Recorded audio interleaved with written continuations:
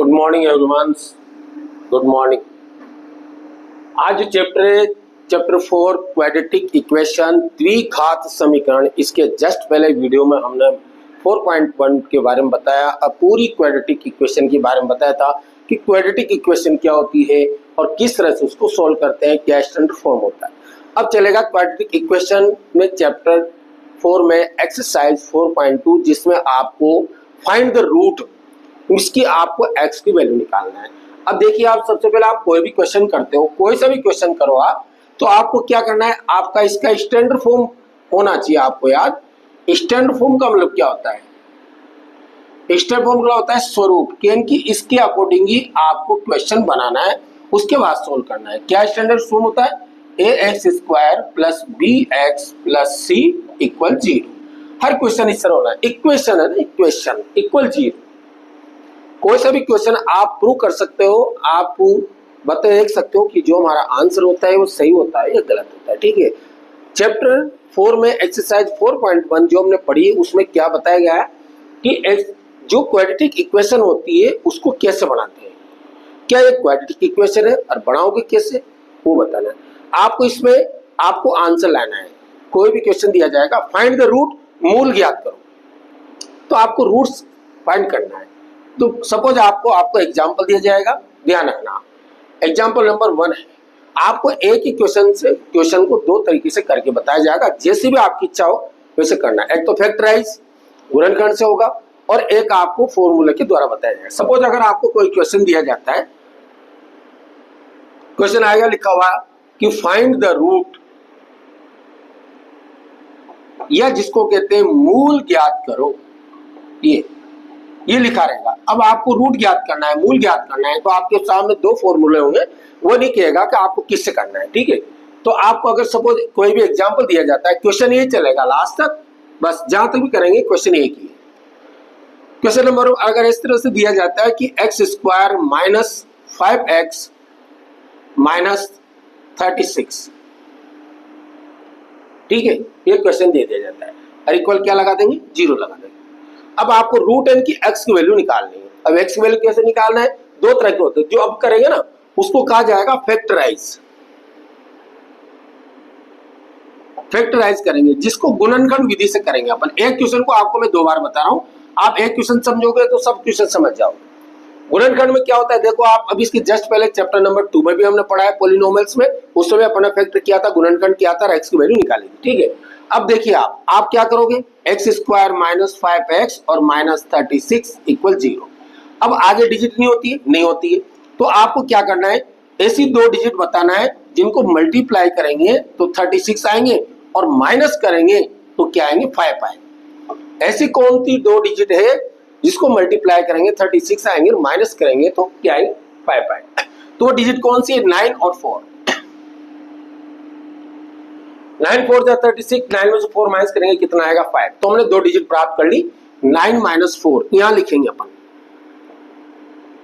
x की जगह x लिखो, माइनस की जगह माइनस लिखो, x² की जगह x² लिखो और -36 की जगह = 0।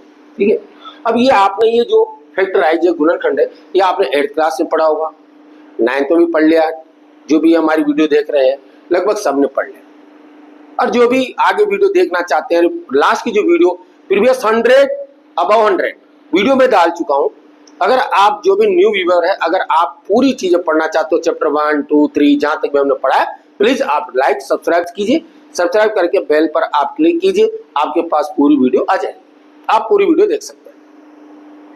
मल्टीप्लाई करेंगे हम x² माइनस, ठीक है, x को 9 से इंटू करेंगे 9x, माइनस माइनस प्लस होता है, x को 4 से इंटू करेंगे 4x, माइनस के 36 = 0। अब आपको दो के पेयर बनाना है। अब दोनों में से कॉमन लेना है आपको, x² x में कॉमन x आएगा, प्लस 4 और 36 में कॉमन 4 आएगा। ठीक है, ये सबसे सिंपल है, हार्ड चार्ट मिलेगा आपको 70 का मिलेगा। अब करना है आपको, अब डिवाइड करो, x को x² से डिवाइड करेंगे, x का भाग देंगे x² में, यहाँ पावर 2 है, पावर 1 है तो 1 बचेगा, x कट जाएगा, क्या बचेगा, 9 बचेगा। 4 से 4 कट जाएगा, x बचेगा। 4 से डिवाइड करो, कितने बार जाएगा, 9 बार, इक्वल क्या होगी, 0 होगी। ठीक है, अब आपको x की वैल्यू निकालनी है, तो x - 9 कॉमन आ जाएगा, तो x माइनस 9 अपन ने कॉमन ले लिया। अब क्या बचा x प्लस 4, तो ये x प्लस 4 लिखेंगे, इक्वल क्या लिखेंगे 0 लिखेंगे। दोनों की वैल्यू 0 है, x माइनस 9 इक्वल भी 0 है और x प्लस 4 इक्वल भी 0 है। माइनस को लाएंगे तो किस को जाएंगे, ये प्लस को जाएंगे, प्लस को लाएंगे तो किस में जाएंगे, माइनस को जाएंगे। तो आपके दो आंसर आ गया। कितनी पावर है यहाँ पर 2, क्वाड्रेटिक 2 पावर, तो आपका आंसर भी 2 आएंगे। एक कह 9 एक, तो आपका जो x की वैल्यू होगी वो एक तो 9 होगी और एक माइनस के 4 होगी। ये आपकी दो वैल्यू होगी, ठीक है। अब सर सोच रहे होंगे पता नहीं आप जो आंसर बताते हो ये सही है गलत है पता नहीं, या आपने क्वेश्चन बताया उसका आंसर सही है गलत है हम तो आपके पास आ नहीं रहे। लेकिन डियर स्टूडेंट्स मैं आपको एक ट्रिक देता हूं, अगर मैं बताऊं या कोई बताओ या कोई भी टीचर स्कूल में बताता है या आपको हम ऑन सेल्फ करते हो, तो आप इस क्वेश्चन के जो आंसर है आप उसको चेक कर सकते हो कि आपका आंसर सही है गलत है। कैसे चेक करेंगे आप, मैं आपको चेक करके बताता हूं कैसे चेक करोगे। जो आपका क्वेश्चन दिया गया है यहाँ पर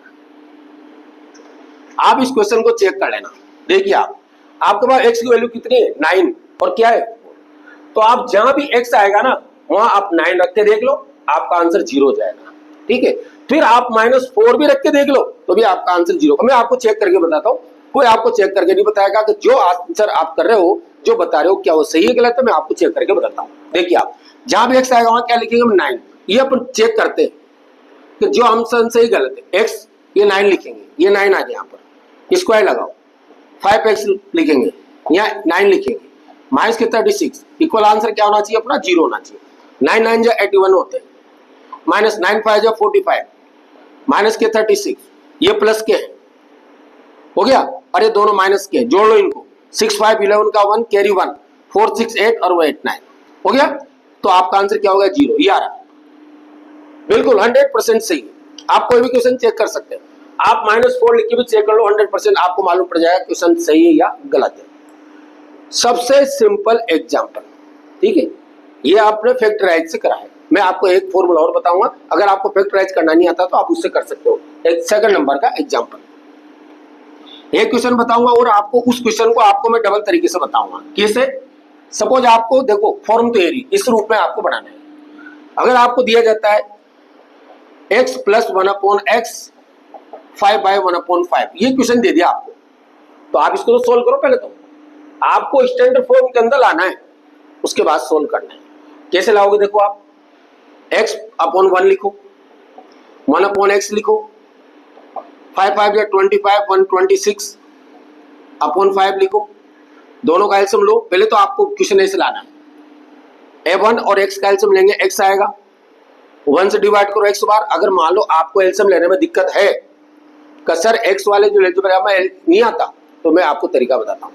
आप इन दोनों को मल्टीप्लाई करके यहाँ लिख दो, 1 को x से मल्टीप्लाई करो, x लिखा, लिख दिया, डिवाइड मत करना, मल्टीप्लाई कर दो। अब इसको क्रॉस मल्टीप्लाई करो, तिरछा गुणा, इसको इससे इसको इससे, इसको इससे मल्टीप्लाई करो x स्क्वायर, इसको इससे मल्टीप्लाई करो 1, लो हो गया आपका।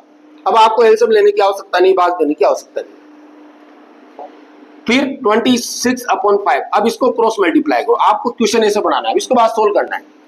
5x स्क्वायर,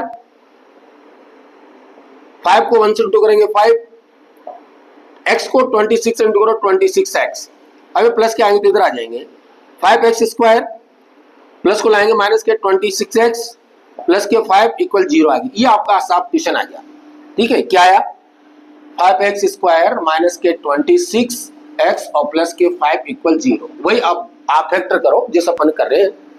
इसके अलावा एक तरीका और बताऊंगा आपको। देखो यहाँ पर क्वेश्चन है, यहाँ पर डिजिट है तो दोनों को मल्टीप्लाई करना, 5 को 5 से मल्टीप्लाई 25, तो आपको दो डिजिट ऐसी बतानी है तो मल्टीप्लाई करने पर 25 आना चाहिए, और कहाँ का साइन है प्लस का, कितना आना चाहिए 26 आना चाहिए। ऐसी कौन सी डिजिट है जिसको मल्टीप्लाई करेंगे 25 आएंगे और प्लस करेंगे 26 आएंगे, ठीक है। तो वह डिजिट को होगी 20 इंटू 1 25 प्लस 1, ये आ गया। मल्टीप्लाई करो एरा प्लस करो एरा, ठीक है। अब अपन इसकी जगह क्या लिखेंगे, 25 प्लस 1, ये x लिखो, x स्क्वायर लिखो, प्लस के 5 लिखो, इक्वल 0 लगाओ। 5x स्क्वायर, x को 25 से करो 25x, minus plus minus, x को 1 से इंटू करो x प्लस 5 इक्वल 0। दो दो के पेयर बना लो, इन दोनों में कॉमन क्या आ रहा है, 5 आ रहा है, x कॉमन आ रहा है, इसमें कोई कॉमन नहीं आता, वहां पर 1 आता है। डिवाइड करो, 5 से 5 कट जाएंगे, x की पावर 1 है, यहाँ 2 है, x बचेगा, 5x से भाग देंगे 25 पे 5 बार, 1 से काट दो x को x बार, माइनस से काटो प्लस को माइनस बार, 1 से काटो 5 को 5 बार, आ रहा है सेम। अपन 2 बार दे रखा है, कॉमन ले लेंगे, x माइनस 5 इक्वल क्या लगाएंगे, 0। अब क्या बच रहा है, 5x माइनस 1 बराबर में क्या लिखेंगे, 0। ठीक है, तो यहां पर क्या आया, माइनस को ले जाएंगे तो प्लस के, और माइनस को ले जाएंगे तो किसको हो जाएगा, प्लस के, और आगे की डिजिट मल्टीप्लाई की होती है वो डिवाइड में आ जाएगी। तो बोलो आपके पास 2 आंसर आ गया, एक तो 5 आ गया और एक 1/5 आ गया ना, ये यार। तो कोई भी क्वेश्चन को पहले सोल्व करके ऐसे ला रहा है, फिर हल करना। अब सर को आप कहोगे सर अगर कोई आपके पास कोई टेक्निक हो तो बताओ, तो मैं आपको सेकंड टेक्निक बता रहा हूँ। ठीक है, आपके सामने क्वेश्चन है रहा, आपको स्टैंडर्ड फॉर्म में तो लाना ही है, ये पूरा सोल्व करके यहाँ लाओगे, उसके बाद भी दूसरी टेक्निक काम आएगी आपके पास। कौन सी टेक्निक काम आएगी, देखिए आप। सपोज आप यहाँ से क्वेश्चन, यहाँ से दूसरी टेक्निक स्टार्ट हो जाती है। अब अपन इसको लिखते हैं, ठीक है, अगर आंसर तो ये आएगा, आंसर ये आता है। अब इसको कैसे सोल्व करोगे आप, मैं आपको दूसरा जो फॉर्मूला है उसके अनुसार बताता हूं। उस फॉर्मूले के अनुसार क्या होता है स्टूडेंट्स, बहुत सारे गलत नहीं होता, गलत भी होगा तो आपको मार्क्स पूरे नहीं कटेंगे। तो कैसे करना है आपको मैं एक फॉर्मूला और बताता हूं, आप कोई सा भी क्वेश्चन कर सकते हो, एनीवन। आपको सेकंड एग्जांपल देता हूं, दूसरे इससे दूसरा क्वेश्चन दे रहा हूं। कोई भी क्वेश्चन दिया जाता है, फाइंड द रूट चल रहा है, जैसे यहां लिखा 3x² minus x minus 4 equal 0 हो गया। अब देखिए आप x² x दे रखा है, अब आपको फॉर्मूला, अभी मैंने कहा था ना स्टैंडर्ड फॉर्म क्या होता है, ax² plus bx plus c equal 0 आ रहा है, जमा हुआ है। तो देखिए आपको मैं फॉर्मूला बता रहा हूं, कौन सा फॉर्मूला है वो। अगर आप फैक्टर नहीं करते हो तो एक फॉर्मूला लगा दो, आपका आंसर आ जाएगा। कैसे, आपको फॉर्मूला लगाना है कौन सा, क्वाड्रेटिक फॉर्मूला, क्वाड्रेटिक